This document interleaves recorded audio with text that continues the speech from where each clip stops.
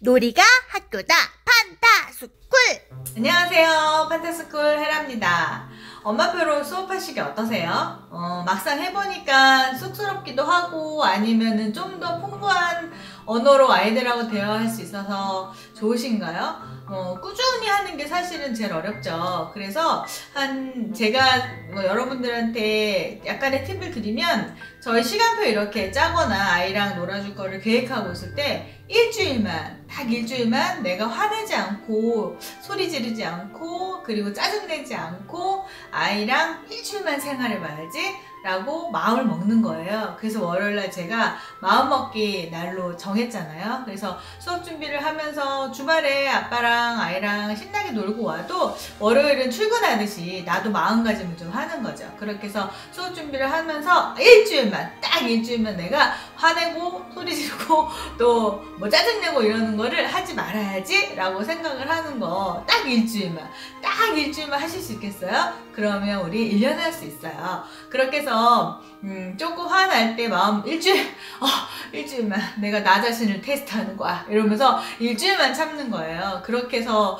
나를 훈련하게 되면요, 정말 좀 인내하는 엄마, 그리고 좀 참아줄 수 있는 엄마, 기다려줄 수 있는 엄마가 좀 저절로 되는 것 같아요. 원래 난 성격이 급해, 그리고 난 원래 좀 버럭이야, 엄마는 좀 이렇게 널 기다려주기가 너무 힘들어, 찌라도 딱 일주일만 월요일날 마음먹은 걸 실천해보면, 그러면 조금씩 내공이 쌓이는 것 같아요. 그러면 아이를 정말 좀 기다려주고 바라봐줄 수 있는 엄마가 되는 것 같아요. 자, 이번에 한번 생각해봤으면 좋겠는 거는요, 마더송 마더톡을 하면서 이중언어에 대한 이야기를 많이 하시잖아요. 저 역시 이중언어를 하고 싶어서 어렸을 때부터 많이 관심 있어서 책도 보고 또 실천해 보려고 노력도 했었는데, 이중언어를 보는 그 개념과 관점 그리고 기준이 사실 많이 다 달라요. 그리고 어떻게 이중언어를 어디까지 구사해야 되냐, 완벽한 바이링걸로 이 사람하고 만날 땐 이 언어로, 또 여기 엄마 아빠랑 한국어로 이렇게 얘기하는 완벽한 바이링걸을 구사할 수 있느냐, 사실 외국에 가서 살아도 되게 힘들어요. 제가 저희 조카는 캐나다에서 아예 태어난 조카가 있고, 그리고 뭐 6살 때 이민 와서 여기 캐나다에 살고 있는 그런 친구네, 또 무슨 제가 잘 이용하는 가게 아는 동생네 아이들, 뭐 이렇게 보면요, 여기에 와서 생활을 하면 한국어가 완전히 부족한 상태가 돼요. 그래서 바이링걸로 그 아이들이 이중언어를 구사할 수 있을 것 같아도 자기네들끼리 만나면 영어로밖에 얘기 안 하고 엄마랑이랑 소통할 때는 아주 극히 일부분 생활 속에 해야만 하고 있어요. 그리고 그 단어가, 엄마가 얘기하는 단어가 무슨 뜻인지 몰라서 나 그거 이해 못해, 그러니까 영어로 다시 얘기해줘, 이렇게 얘기하는 경우가 많거든요. 실제로 우리가 꿈꾸는 이중언어, 완벽한 이중언어를 구사하는 건 어느 나라에 살던지 사실은 쉽지 않은 것 같아요. 그 대신 우리가 생각하는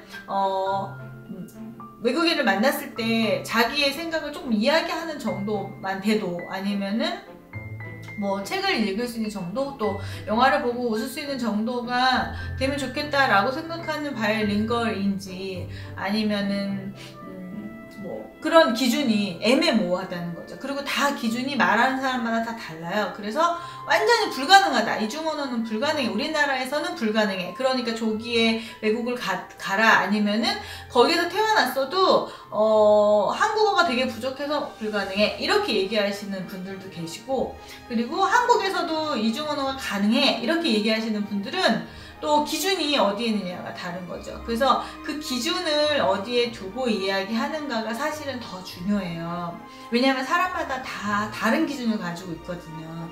그래서 저는 제가 세운 저의 기준은 제가 할 수 있는 이중언어, 남이 아니라, 그리고 제가 바라보는 이중언어에 대한 걸로 고민하고 실천하려고 생각했었거든요. 그래서 어머님들도 남들이 이야기하는 이중언어의 기준을 말고, 내가 이 정도 했으면 좋겠어, 나는 우리 아이가 이 정도 하면 참 좋을 것 같아 라는 기준이 좀 있으면 좋을 것 같아요.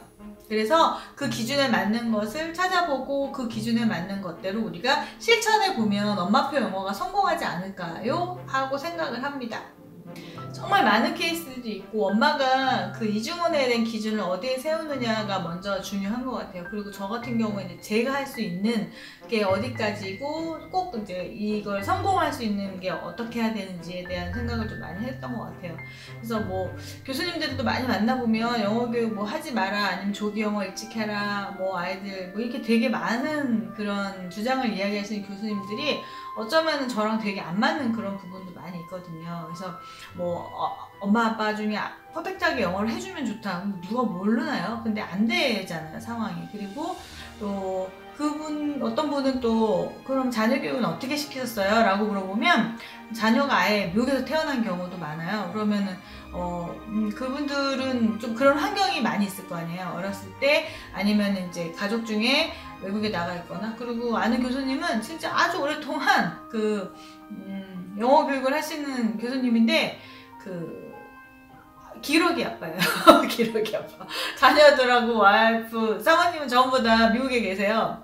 그러니까는 좀 저랑 안 맞는 케이스들의 사람들의 이야기를 귀담아 들을 필요는 없는 것 같아요. 참고는 물론 하죠. 참고는 물론 하고 학술적으로나 또 이게 중요하거나 좋은 것들은 이제 제가 받아들이지만 이 저의 상황과 안 맞는 경우들은 또 약간 이제 이렇게 좀 쳐낼 필요가 있는 것 같아요. 너무 많은 것을 다 가져가면 이제 힘드니까.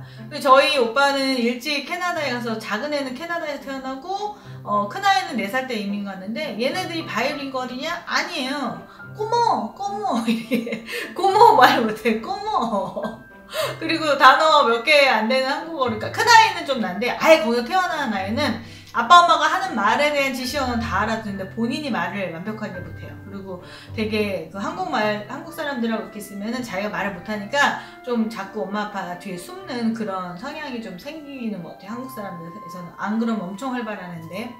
역시나 걔도 영어에 훨씬 더 치중이 되어 있잖아요. 그리고 제가 아는 분은 이제 자기가 2살 때 외국에 가서 살다가 와가지고 한국인이랑 결혼했어요. 그러니까 엄마의 그 영어 실력은 외국인이에요. 그리고 발음이 완전히 원어민 발음이거든요. 그러니까 이 엄마는 책을 읽어주거나 아이한테 영어로 뭐 말을 걸어주거나 이런 건 엄청 쉬워요. 그래서 그냥 자기가 편하게 외국인한테 얘기해주시 그냥 하면 되는 거거든요. 그 엄마의 상황도 너무나 훌륭한 아이한테 이중언어를 해줄 수 있는 환경이지만 저랑은 또 맞지 않는 그런 환경이죠. 그래서 정말 많은 케이스들이 많이 있어요. 그리고 또 아는 친구는 시댁이 미국에 있어서 방학 때마다 놀러를 가는데 좀 이 학교 일수, 우리나라 정규과정 일수를 잘 피해가지고 거의 한 3분의 1은 외국에서 사는 것 같아요. 1년 중에. 그러다 보니까 어때요? 어쩌면 3분의 1을 완전히 온전히 외국에서 담갔다가 오는 거잖아요. 그러니까 학원에 다니지 않아도 이게 한 번 갔다 올 때마다 레벨업이 맞게 되어 있는 상황인 애도 봤거든요. 그러니까 이 또한 저도 불가능해요. 너무나 돈이 많이 들잖아요. 아무도 없는데. 그래서 이제 그런 케이스들이 좀 있고 하니까 본인한테 맞는, 그리고 어디까지가 내가 생각하는 이중언어인지라고 생각해 보면은 좋을 것 같아요. 그래서 여기에서 비결, 가장 중요한 거, 정말 중요한 거, 이거는 정말 중요해요. 자, 이중언어라고 생각하고 이제 영어를 일찍 조기 영어를 한다? 아니면 이제 한다라고 생각을 했을 때 가정하면, 영어 교육 늦게 시킬 거야. 이것도 이 부분하고는 안 맞아요. 늦게 시킬 거야 라고 했을 때 언어를 몇 대 몇으로 이제 아이한테 말을 해줘야 되냐. 영어도 물론 해줘야 되고 한국어도 해줘야 되는 환경이잖아요. 왜냐면 내가 해줘야 되니까. 아무도 주변에 해줄 사람이 없으니까. 그러니까 엄마의 말이 몇 대 몇 해줘야 아이가 영어를 좀 더 자연스럽게 아니면 편안하게 구사할 수 있고 들을 수 있느냐. 자, 몇 대 몇일 것 같아요? 생각해보세요. 엄마가 만약에 이제부터 영어를 해줘야 된다고 생각했을 때 몇 대 몇? 몇 대 몇? 한국어, 영어 몇 대 몇? 네, 생각해보셨어요? 생각을 좀 해보세요. 그리고 짜잔! 정답을 말씀드리겠습니다. 네, 뭐라고요? 5대5. 5대5. 자, 이쪽. 7대3. 그럼 한국어 7? 영어 3? 3대7? 한국어를 많이 들으니까, 한국어를 많이 듣는 환경이니까 엄마는 영어를 70% 해주고 한국어는 30%만 해주고. 그것도 일리가 있죠? 네. 그리고 또 6대4? 8대2! 네, 제가 이렇게 다니면서 질문하면 이렇게 다양한 반응들이 나타납니다, 실제로. 그래서 제가 칠판에다가 쫙 그래프를 쫙 그리고 이제 설명을 드릴 땐 100대 물음표 이렇게 하거든요. 100대 100이면 완벽한 이중언어를 할 수가 있을 거고요.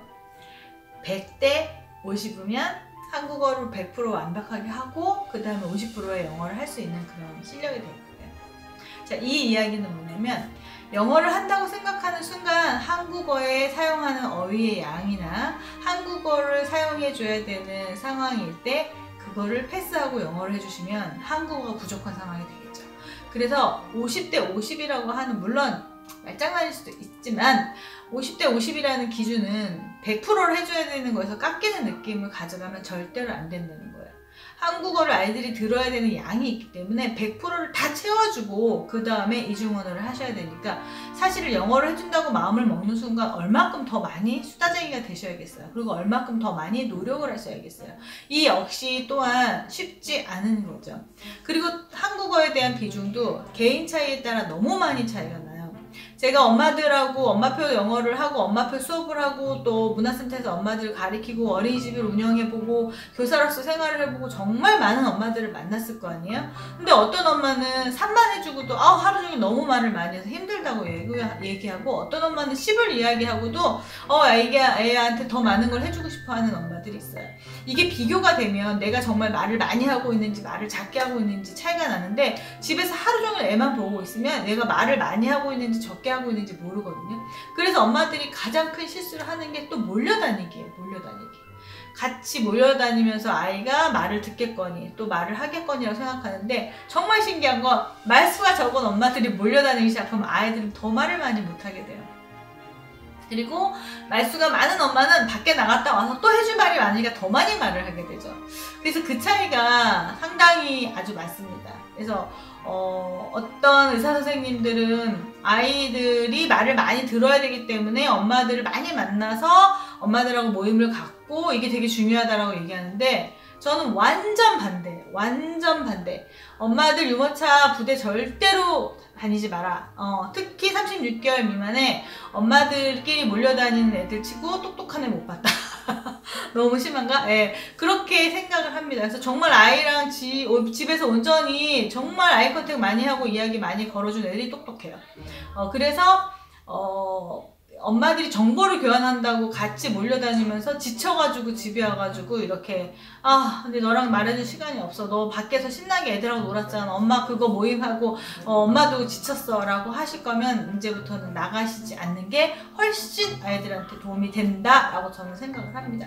여러 가지 케이스들이 제가 좀 말을 좀 왔다 갔다 하긴 했는데, 영어를 이중어를 해주고 싶다. 절대로 한국말의 비중을 깎아먹어선 안 된다. 그래서 100%, 그 100%의 양도 내가 가진 기준의 100%가 아니라 정말 엄마들이 평소에 얼마큼 말을 많이 해주느냐. 그래서 브레인 사인 해주셔야 돼요. 브레인 사인을 하면 진짜 엄마가 말을 많이 해줄 수밖에 없어. 왜? 8가지의 지능별로 8가지 영역으로 골고루 내가 말을 해줘야 되잖아요. 수박이 맛있어?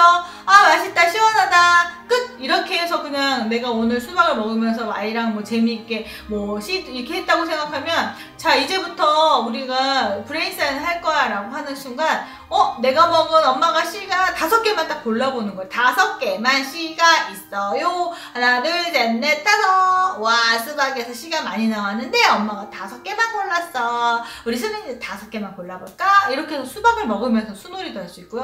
수박 색깔이 어떻지? 하얗게, 빨갛게, 초록색, 줄무늬도 있어요 하면서 무늬나 모양에 대한 이야기도 해줄 수 있잖아요.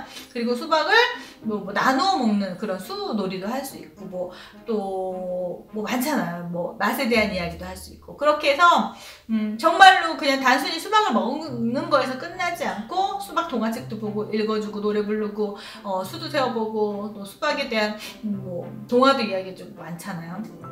그렇게 해서 어휘량을 늘려달라라는 거예요. 그래서 오늘은 이중언어와 어휘력 되게 중요하다. 그리고 이중언어를 하려고 마음먹으면 어휘력! 그리고 정말 중요한 건 한국어의 비중을 절대로 단 1%도 깎아먹어서는 안 돼요. 그렇게 해서 실패한 사람 너무 많이 봤고, 그렇게 해서 실패한 아이들 그래서 일찍 이중 언어를 시작했을 때 아이들이 언어 발달이 늦다 아니면은 이제 언어에 문제가 생긴다 하는 경우는 100% 깎아먹어서 그래요.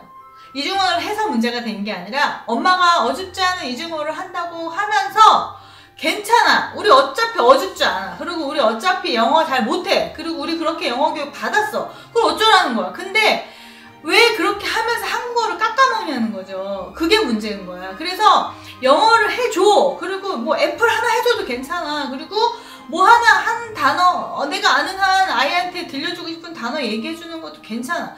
근데 영어 때문에 한국어를 깎아먹으면 안 된다는 거예요. 그거 정말 중요해요. 제가 나중에 한 번 더 제가 영어를 입을 꼭 담은 케이스를 나중에 한번 다시 말씀드릴게요. 그러면 너무 열변을 토했나? 예. 영어 제가 말씀드렸잖아요. 할 말 많다고. 자, 영어 그렇게 해서 유학 영유학일 때 5세, 6세, 7세일 때 한국어 망치는 일 너무 많이 봤어요. 그게 영어 때문이 아니라니까. 영어 때문이 아니라 한국어를 엄마들이 안 해. 영어 몇 마디 해놓고 그 다음에 한국어를 안 해. 그 영어를 이해하고 말하기까지 한국어로 베이스를 엄청 깔아줘야 되잖아요. 그래서 모국어가 중요하다. 한국어를 한 뒤에 영어를 해야 된다. 이런 얘기들이 나오는 건 영어 때문이 아니라 한국어를 엄마들이 제대로 안 해줘요. 이 시기에. 그래서 일찍 영어를 시작하는 엄마들의 과오 문제점은 몇 마디 영어 해주고서 한국말을 입을 닫는다는 거예요. 왜? 영어를 계속 말을 들어야 된다고 착각하거든요. 그래서 한국어 100% 까먹지 말고 내가 100% 해주는 게 어느 정도의 양이냐? 브레인 사인 하세요. 브레인 사인 하면 말을 많이 할 수밖에 없어요. 그렇게 해서 주고 그리고서는 영어 해주는 거죠. 영어 플러스 100% 플러스 몇 대 몇? 이게 중요한 거예요. 몇 대 몇이 아니라 100대 몇? 100대 몇? 내가 20% 해주면 20%만큼 영어방이 생기고 30%면 50%면 100%면 외국인 남자랑 결혼해서 100% 하면 제일 편하게 영어 학습을 해서 말을 배울 수 있을 텐데 이미 결혼을 해버렸네요. 시골 총각과. 자, 그러면 어머님들 재미있는 엄마표 영어, 엄마표 놀이, 엄마표 한글, 엄마표 말놀이 많이 하시고 후기 남겨주시고 댓글 달아주시고 유튜브에 올라가서 이거 보시는 분은 구독도 좋아요도 같이 해서 우리 같이 엄마표 공부 많이 해요. 안녕. 놀이가 학교다 판타스쿨.